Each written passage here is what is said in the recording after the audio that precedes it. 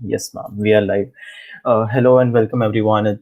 We have Miss Anjali with us today. She's a technical blogger and she likes to write about stuff, all things technical. So she's going to be telling us about the importance of technical blogging and how to go about doing it. Yeah, thanks for the introduction. Let's directly go to the next slide, and I can give you a brief info about who I am and what I do. Before that, this is the agenda for today. I will first tell you about myself and then my blog, and then I'll answer these few common questions like why should you start tech blogging, where should you post your blogs, what can you write about, and whether or not you should include jargons, and lastly, marketing your blogs. In the end, we'll have a Q&A, but I am curious, do you guys prefer Q&A more? Like, what is your preferred way of communicating? Do you want me to like give you like a brief PowerPoint lecture, and then we have a short Q&A, or do you want like a longer Q&A? And if that is the case, I'll just rush to the PowerPoint. So please let me know in the comments, and we can go accordingly.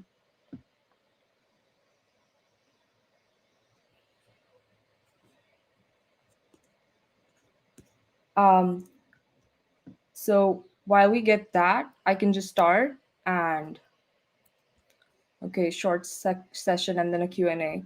Let's just hear from like a couple people, and then until then I'll just go briefly through my background. I'm currently a software engineer at Microsoft. I work for Azure, which is Microsoft's cloud platform. I am in identity and access management team, which is kind of a blend between cybersecurity and software engineering. A lot more focused on software engineering, where I have to write a lot of scripts and stuff.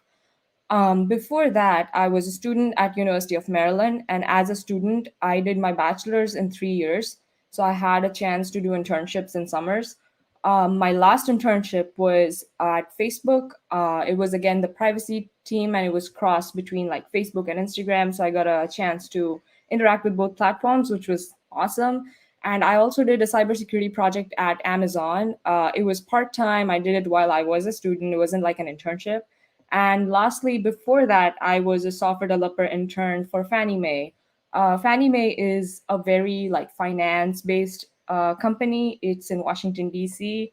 You probably haven't heard about it, but in the U.S., it is like the backbone of the U.S. housing industry. So that was my first internship. So this is like my brief background. I majored in computer science, and I had a minor in cybersecurity and technology entrepreneurship. So my area of expertise per se is software development. Next slide, please.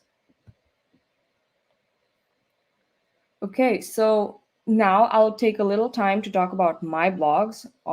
So first of all, why did I start blogging? I was posting on LinkedIn about my internships because, I think LinkedIn is a great platform to like sell yourself, and that is how you kind of get recruiters to DM you with roles. So I would constantly like make posts on LinkedIn that, okay, this is a new project that I'm working on, or this is a company that I'm working with. And I used to get a lot of questions from students who were much younger than me, and a lot of those questions were very generic. It was the same question over and over and over again in my DMs. So at first, what I did was like would copy paste answers. Like I had a doc, and I was like, why don't I just make this doc itself public? And that's how I was like, okay, let me just start blogging. So that's how I started blogging. And I think it was an amazing decision because of where it took me. But what I generally write about is one, moving to the US because I grew up in India, right? I was born and brought up there. I did my high school there. And then I moved to the US for my undergrad. So I write about like how can you get admission in US colleges, how can you get scholarships, all of that stuff. And then I write about like getting internships even as soon as in your first and second year. Like you can see in the picture right there, I've written about 10 internship programs for younger students because I personally believe the sooner you start interning the better. Like don't wait for like college placements. And then I write about cracking coding interviews, in which I give like detailed interview info about different companies that I've been through. For example, I've been through the Amazon interview several times, so I write like in detail about how to crack it, what to prepare, what the format is like. I wrote about Apple, Bloomberg, Facebook, and I plan on writing about a lot different more companies. And then I also write about like having a good resume or understanding different software engineering or CS concepts. So as you can already see, what I write about is a lot like correlated with my life. Like I moved to the US, so I'm just documenting kind of like what I did. I cracked XYZ coding interviews, so I'm kind of documenting how to do that. So that is one way you can be a blogger. Like just write about whatever you're going through, right? So more on that later. Let's go on the next slide. Just briefly going through the comments, I think there's a mix of going with a PowerPoint or having a short session. So I guess we'll just uh, I'll not go as quickly through the session, but I'll still try to like leave a lot of time for Q&A. Why should you start tech blogging, right? So first is you get a chance to share your journey and your experiences, which is amazing. Like instead of having to talk about yourself to a recruiter, you're writing it down, and that gives you practice in like sharing your story and like basically documenting your journey. Kind of shows your like road to growth. And at the same time, if you write about like software engineering concepts or any concepts, really like any tech concepts, they kind of solidify like in your head, because in order to write something you need to be like completely thorough in it, right? You need to know everything that has to do with that topic. So that kind of ensures that you get better at those particular concepts that you write about. Increasing your reach and expanding your network is another huge benefit. This benefit is not something that I personally thought about when I started blogging. I just wanted to document my journey. But because of my blogs, my reach has increased so much on LinkedIn, especially. And because of that, like I get DMs from recruiters about like, job opportunities, internship opportunities. And that is like a huge privilege, right? Like just having a recruiter from like a huge tech company come in your DM and say, do you want to work for us? And the reason those recruiters have faith in you is because they've gone through your blogs and they know you're good at technical stuff and they want you. So it kind of makes the interview process easier. And at the same time, when you like expand your network, you get referrals easily. So, for those of you who are not familiar with what a referral is, it's basically if a person works at a particular company, they can refer you. And then if you apply to the company, you have a higher chance of getting an interview. Versus if you just apply online, it could just get lost. Your application could get lost in a black hole because there's thousands of applicants. So when I first wanted to, get into FANG, Facebook was my first one. I had a very hard time getting the interview. Like getting the interview is so much harder than cracking it. But after Facebook, I had started blogging, I had increased my reach, and I had so many connections who already worked at Apple or Microsoft or Google, right? And I would just DM them and request them, like, could you refer me? And they were more than happy to. So, like, after Facebook, I didn't have a hard time getting referrals simply because I started blogging and I had a lot of connections who worked at those companies. You can sell yourself as a good engineer to recruiters, like I already mentioned. Like you can get like DMs from people for job opportunities simply because they've gone through your blogs. And I also like to talk about it in interviews a lot, in the sense that this is what I write about, this is my reach. And sometimes it's very impressive, and rarely, like this has happened rarely, I hope it happens more often. But the recruiter's like, yeah, I've seen your blogs, and then like you just know you cleared the round because they are already impressed with you without you having uttered a word, simply because they've been through your blogs. It improves your writing skills, and once you do join like full-time work, you will realize that in a lot of positions you have to document things. You have to have some sort of like, especially if you own services and stuff, like if you have your own thing running, you have to have a design doc. And basically the better your writing skills, the good better it is for you. Even for getting a promotion, like you have to kind of sell yourself, right? You have to write it down in most companies. So that's another advantage. And lastly, making money. Now, money is not like that big, especially in the beginning, but I will like talk about it if that is what you're interested in. Let's go to the next slide. So, where should you post blogs, right? Now, I can talk about myself. I write on Medium. Medium is a blogging platform. Basically, like, there's a lot of writers on there, and how the model works is if you want to read on Medium, you have to pay like $5 a month in the US to basically get access to all the different written stuff. You only get like 3 free stories. Um, and after that, like what happens to those $5, right? Let's say I paid $5 and I read like 5 blogs, and I spent like half the time on one blog and then the rest of the time was distributed in the others. So my money gets like equally distributed, like according to the time I spent on each blog, and the writers of those blogs get that money. So that's kind of how you would make money as a writer on Medium. However, like disclaimer, and this is something that I really dislike about Medium, you can only make money if you are in the US, because you have to like attach your tax stuff from like the US government and all of that. So since most of you are in India, you wouldn't be able to make money on Medium. So I just wanted to add that in there. At the same time, if some of you plan on moving here for your masters, or if you want to increase your reach, I would recommend Medium. And here's what I meant by reach, right? Medium has a lot of publications, and these publications have like thousands of followers. And you can publish your blog in a publication. Basically, you submit them for like approval, and if it goes through, then your reach increases like so much, tenfolds. Like people get your blogs in their emails, and a lot of time, like your blog ends up like in the Google recommendations whenever someone like Googles something, and that way basically your reach is increased by tenfolds. So that is why I personally used Medium. Like instead of like creating my own site and having a custom domain and stuff, I simply wrote on Medium. And even if you're like a completely new writer, right, you can submit to whatever publication. It's only about your current blog. They only judge the blog that you submit. They're not looking at, okay, how many followers do you have, what, how many blogs do you have. They're only looking at that thing, and if that blog like satisfies their criteria or whatever, they will publish it. And if they do, it increases your reach like by tenfolds, like already mentioned. So that's the advantage of Medium. Like getting started, you can get a huge jump start simply even if you have like zero followers, simply because a publication like accepts your blogs. The other thing you can do is you create your own site with a custom domain on WordPress, and this is something I would recommend if money is like of huge importance to you. Um, so basically, you have to like purchase a domain name and connect to that site, and then connect with an ad network, right? So you can create an account on Google AdSense and then connect it to your website. So that way, whenever someone goes to your blog or your website, they will be shown ads and you'll get paid accordingly.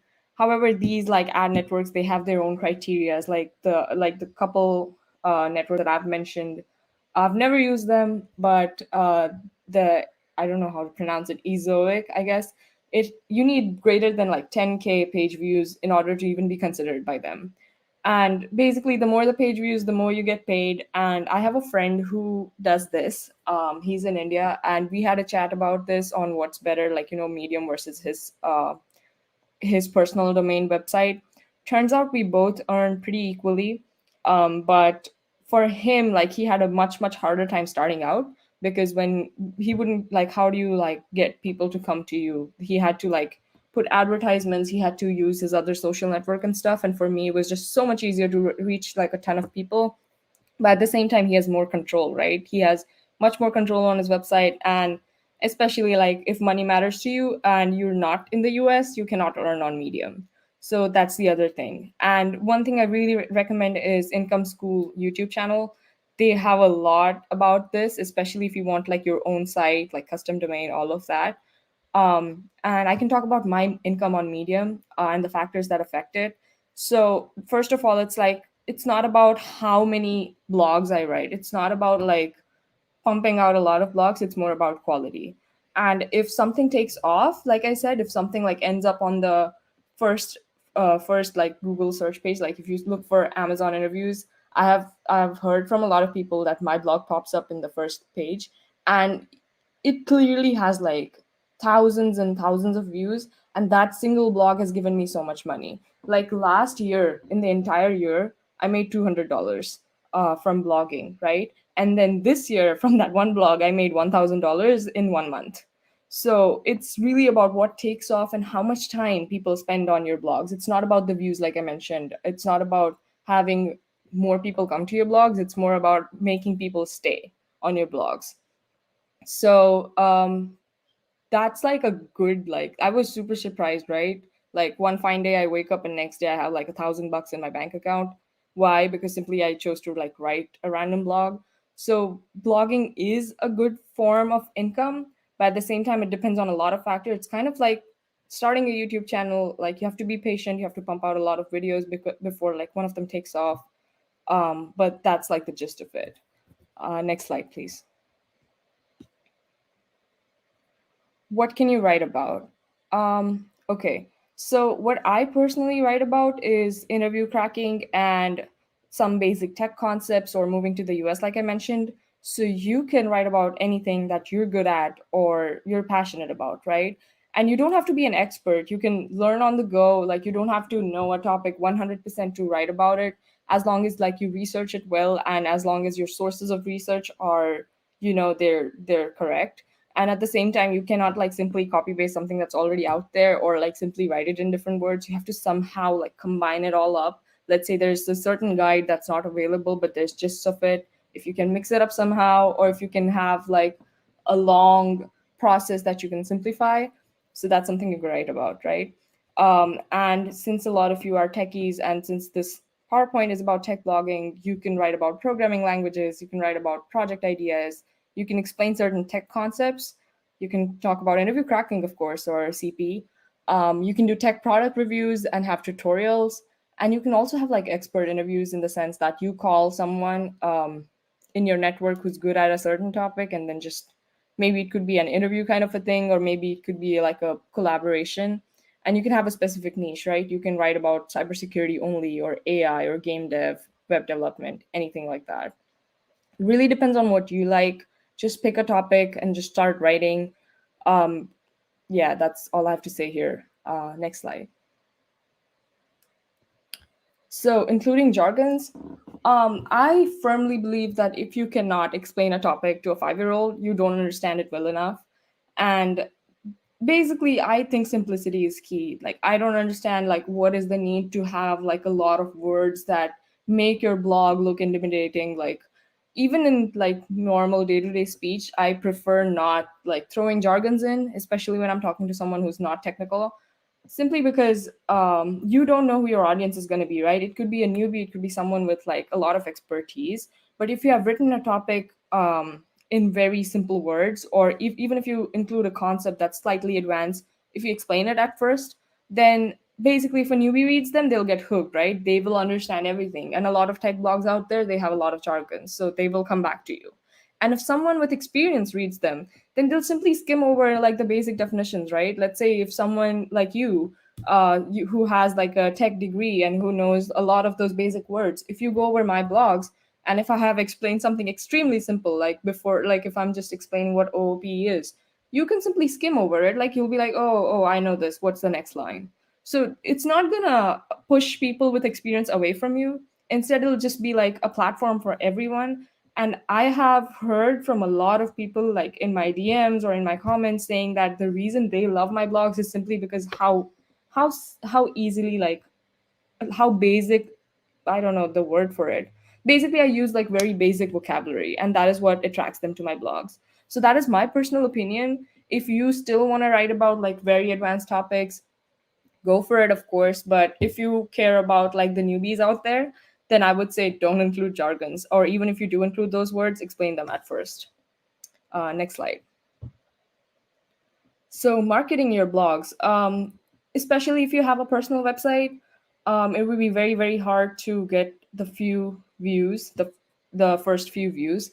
And one thing I recommend for this is like start on Medium, and then once you have a lot of people on your social medias and on Medium, switch to like a personal website. I was thinking of doing that, and then Medium started paying me so well, so I'm just like, now I don't want to go. But my original plan was go to Medium, publish on a bunch of publications, get a lot of like followers on Medium or LinkedIn, and then switch to a personal website, right?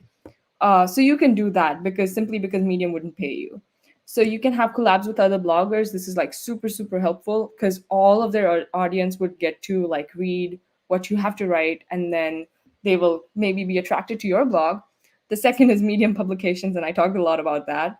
Lastly, market everywhere. Okay, there shouldn't be like one specific platform that you have. Like I put an Instagram story when I have a blog. Recently I've started making a reel about every blog. Like okay, like recently, let's say I made a reel about a Java cheat sheet. Like I wrote a cheat sheet for Java which has all the methods that I've needed to use in an interview, right? So I just made a reel about it. I'm like, hey, if Java is your primary language, here's a cheat sheet for you, link is in my bio. So that's how I use Instagram. Same with LinkedIn. I make a post every single time I have a blog. Now I sometimes add LinkedIn stories, and then there's like on Facebook. There's interview and tech groups. I haven't utilized a lot of those, but I did get invited to like a couple of those groups where basically the students are asking a lot of like tech questions. So I noticed in this one group, it was like a lot of people were asking about Amazon, like, okay, I have Amazon interview coming up. What do I do? This, that. So I simply like made a post about my Amazon blog because I've given the Amazon interview 3 times. So I've been through that process more than enough times to like know what the process is. And I posted that, and that blog took off so well. And I don't know if that was because of the Facebook group or because of other forms of marketing, but that's another thing you can utilize. And then there's Jumpstart and Quora. These two platforms, again, I haven't personally used, but I plan on using. So basically, like the gist of it is like put it everywhere on all forms of social media that you have, um, and then like hope for the best. Next slide, please. So that's all I have to say about like my personal experience with blogging. And uh, now we just come to like a Q&A form, and you can ask me anything. It could be related to blogging, it could be completely unrelated. This time is like for you, and here's how you can connect with me if you're interested. Good evening, everyone. I'm Samiksha Sarangi. Good evening, ma'am. And once again, on the behalf of CodeChef-VIT, I would like to welcome you all to our session, The Importance of Technical Blogging.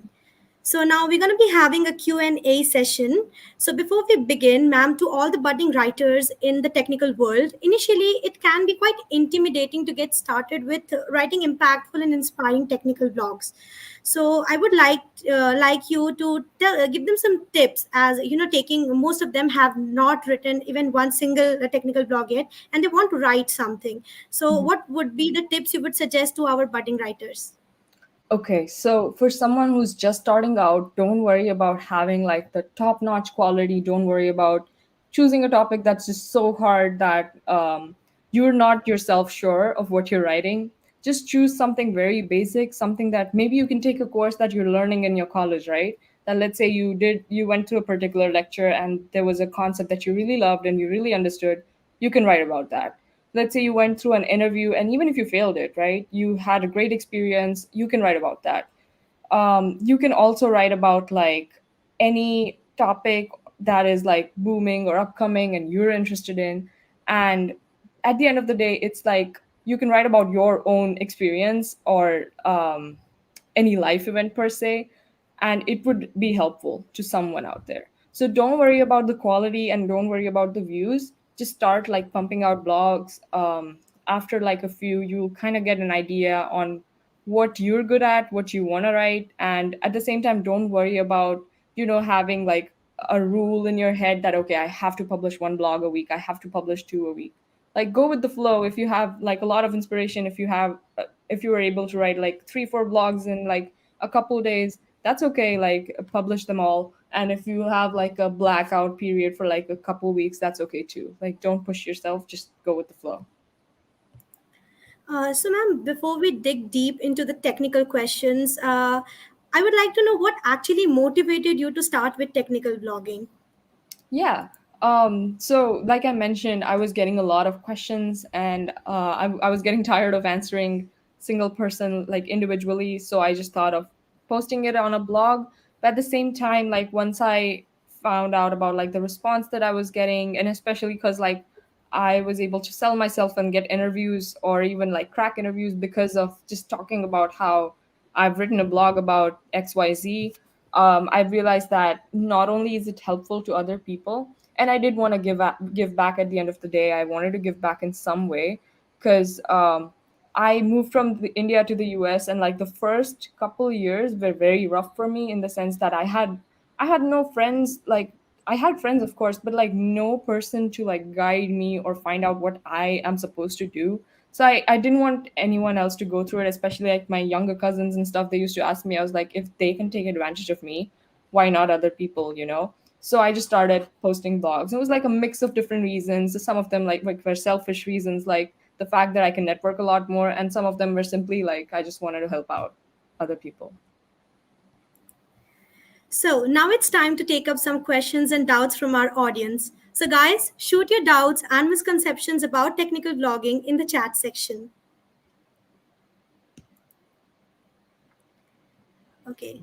So, ma'am, I would go with the first question. How to choose the correct reliable sources before writing a blog? Got it. So for me, I think I write a lot more about concepts that I'm already familiar with. I try not to take a completely alien concept. Like, you have to know what you're writing, right? And at the same time, like, especially if you're focusing on simplicity, if you think that a topic is too advanced for you or if you don't understand it, don't write about it. If you're not sure if whatever you're reading is correct or if there's a lot of conflict online about it, don't write about it. There's like a gazillion topics you can write about. Choose something that you're good at. And for me personally, like, I don't go through like online blogs or like random sources. I write about things that I have read in like textbooks or like famous authors who have written like tech books and stuff, or it could be like the news, anything like that. So basically, just don't like replicate something, and don't go through like a bunch of random blogs on Google just to write your own blog. Write about something you thoroughly understand, and that's how you will know that whatever you're writing is not wrong. Okay. So, moving on to the next question, which platform should we use to publish our tech blogs? Like, should it be dev.to or Medium, and why? So it again depends on your personal goals. If you want to make like a proper income, if you want to rely on blogging to earn, then I would say having your own website would be the best route to go. But you can also use the platforms that you mentioned to increase your reach at the beginning. So I guess my suggestion would be start with Medium or Dev, and then post your blogs, get an audience, and then like switch to a personal website, ask that audience to go there. And while you're constantly publishing on these publications, post on your Instagram, post on your LinkedIn, and ensure that you have like a tech community formed in those platforms as well, so that when you're marketing there, like on LinkedIn, I'm currently putting links for my Medium blogs. If I suddenly start putting links to like a personal website, I'm pretty sure people will go there instead, right? So do that. Like for starting out, I think using these platforms would be beneficial because they have a lot of reach. And after that, you can just go through your personal website. So, the next question is, there are always better blogs on everything out in internet. This demotivates the person not to write a blog on it anymore. So, how should one overcome it? Okay, so you need to understand that there's never gonna be a completely original blog that you write. There's always gonna be something written on the internet about the topic that you wanna write. What I personally do is I don't read about it. Like, I don't read other blogs before writing on a certain topic. I think of topics in my head, I have diary where I'm like, okay, I wanna write about this, that. And at this point, like, I'm privileged enough that I just put a sticker on my Instagram, like, what do you want me to write about? And I get a lot of topic suggestions. So I just go with that, and I try not to read about it on the internet before I publish my blog. Like, I obviously look up like certain topics, like let's say I'm writing about a concept which has a lot of subtopics and there's a particular topic I don't get, I can read about that. But I'd never Google my blog title before I'm done with my blog, right? Because then it'll just like I'll start thinking like that writer. So don't focus on other writers out there. Personally think of topics that you're good at, that you can write about, and then just go on and write about it and try to like read about it, but at the same time don't focus on others.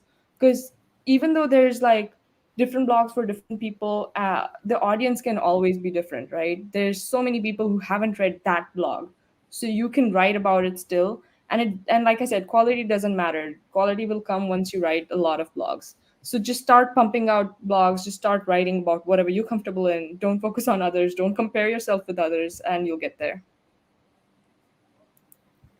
Okay, so moving on to the next question. Uh, does documenting your project on Medium or any other blogging site improves your chances of placement? Yeah, so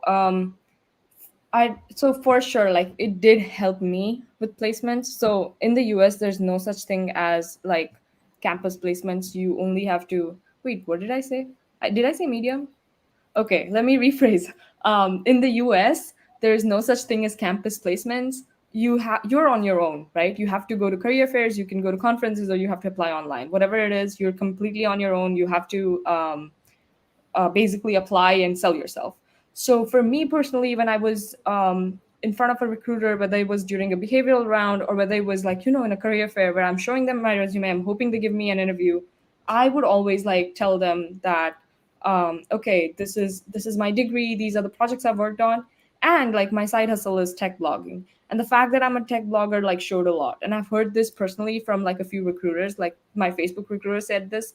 And even at Microsoft, like I asked my recruiter simply because I was curious, where I was like, does it impress you if like those people are like a tech blogger?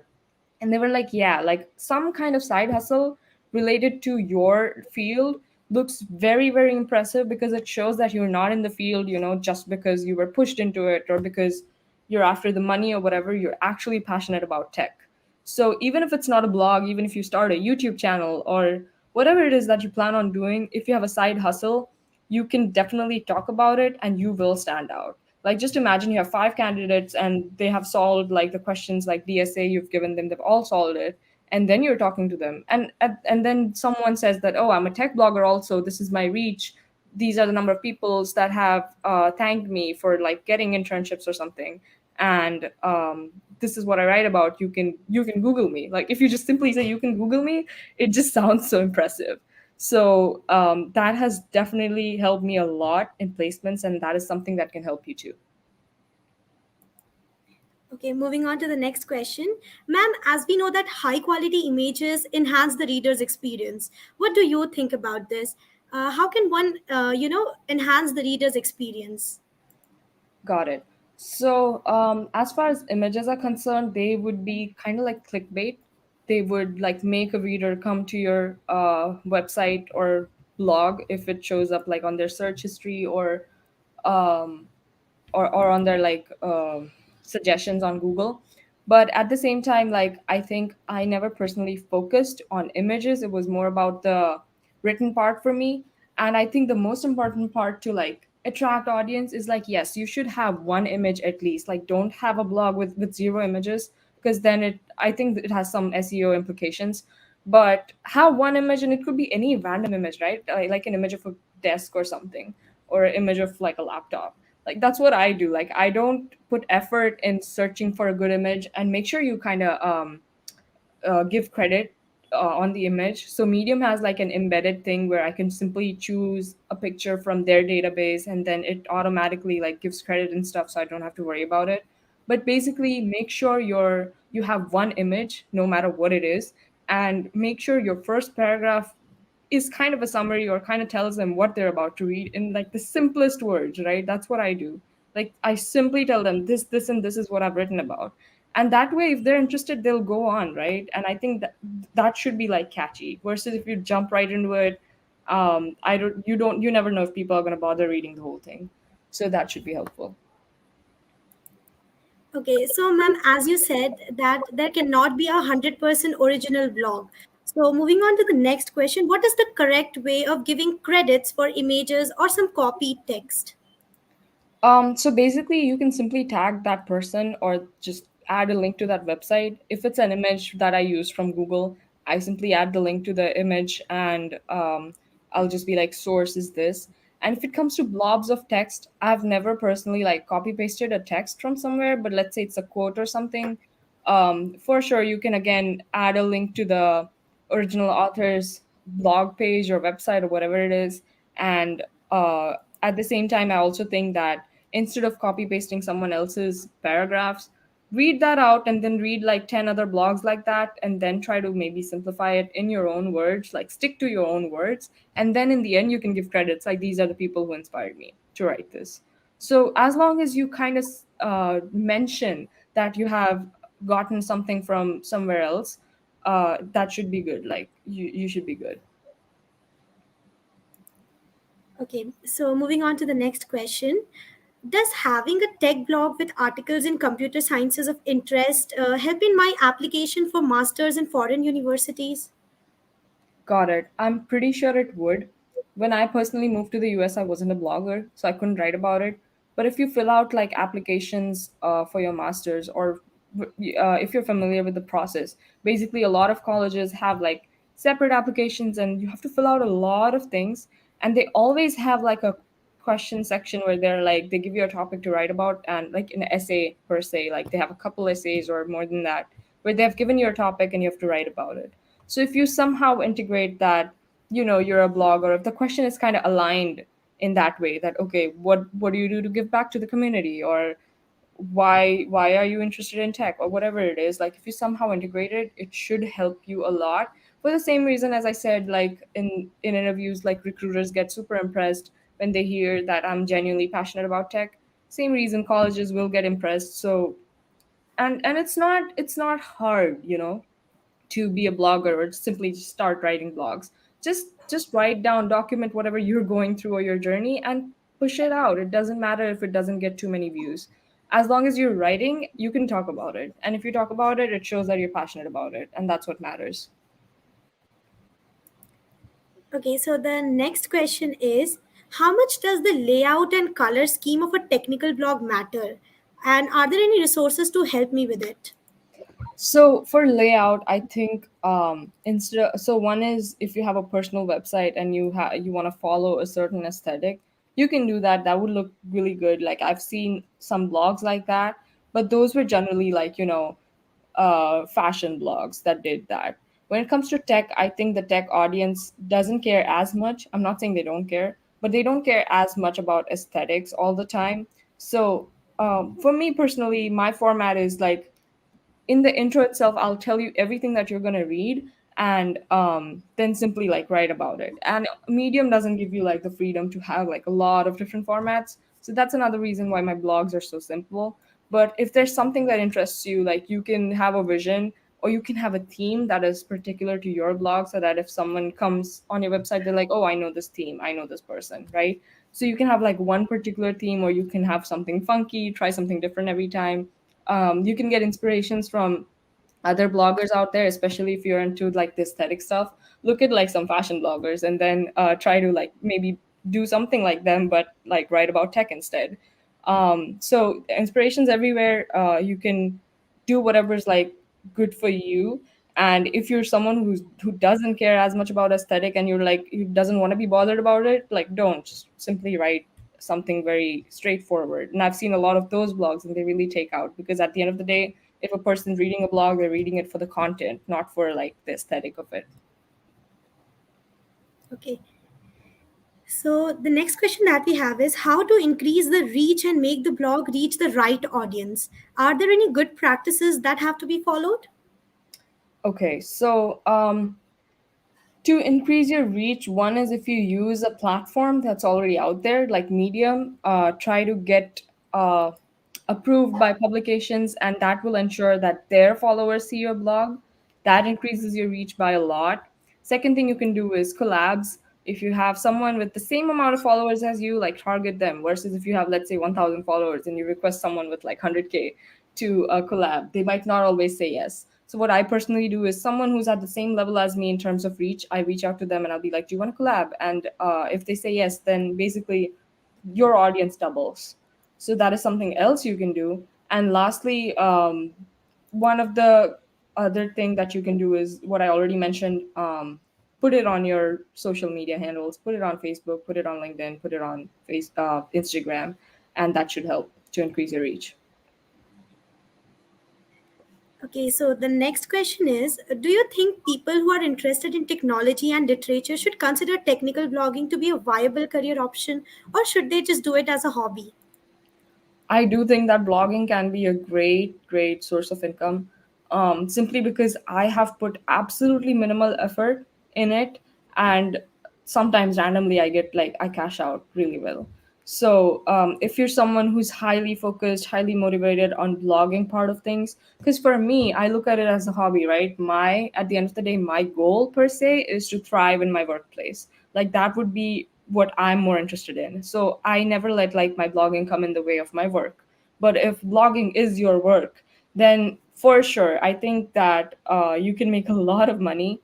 But starting out would be hard. So when you do start out, make sure you have some sort of other source of income. But once you start getting a lot of money, you can just quit your job and start blogging full time if that's something you want to do. So, and a lot of people say that like blogging is dead, or like if you wanted to really be like really take off as a blogger, like 2016 or something was the time. But I started in 2020, I think, and I am fine. So it's never too late, is all I want to say. Moving on to the next question. Another doubt that most of the beginners have: how do I choose a domain name that works for my site? Um, that is something very personal. It depends on the topics, or it depends on you. Um, just choose something that's suits you, suits your blog, or something that's relevant to what you're gonna write about. And if you're not sure, have like a generic name. That's completely fine. Um, that's not something I can tell you about unless you tell me exactly what you want to write about. But my advice would be like maybe for inspiration, look at a few people who already write in your area of expertise. Look at their domain names. Look at what they came up with, and then maybe ask your friends, brainstorm, and whatever feels natural, go with it. So, moving on to the last question for this Q&A session.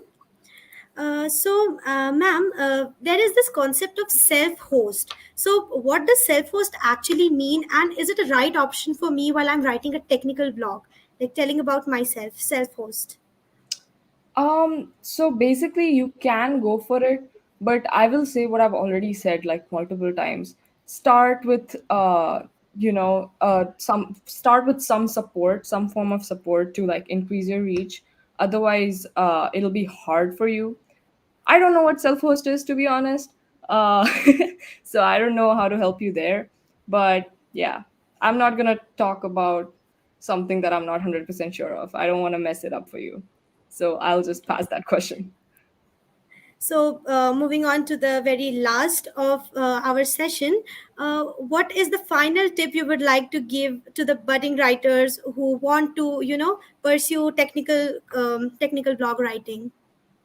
I would just say that even if you're someone who's not interested in like blogging or not interested in writing full time, just write anyway. Because I personally hated writing, and this is something like this is a US thing. You are forced to go through like a lot of classes that you have to write a lot. Oh, so as a bachelor, especially, like one third of my degree was non-tech. Like it had to be non-tech, and I could take like astronomy or psychology or whatever it is. But I had to go through like a lot of classes where I had to write a lot, and I dreaded it. Right, I never liked writing, but it's different when it comes to tech writing because you're writing about something that you already know, and it's tech. Like it's a lot more interesting. So my advice to you would be write about whatever interests you, even if you don't like writing or if you're not confident in your skills, like writing skills. Just write anyway and put it out. You never know where it'll take you. I never ever envisioned myself as a blogger, but here I am. So just give it a go. And if that doesn't work out, start a YouTube channel. And if that doesn't work out, try something else. But always have some form of a side hustle because you never know what's going to take off. True. So, guys, I hope this webinar was helpful to you to get a clear idea of the do's and don'ts while writing a technical blog and how to do it in the right way. Once again, thank you, Miss Anjali ma'am, for joining us and taking out time to share your knowledge and experience with us. So, on that note, I would like to take your leave. Stay tuned to CodeChef-VIT's YouTube channel for more interesting webinars. Till then, keep learning, keep growing. Good night.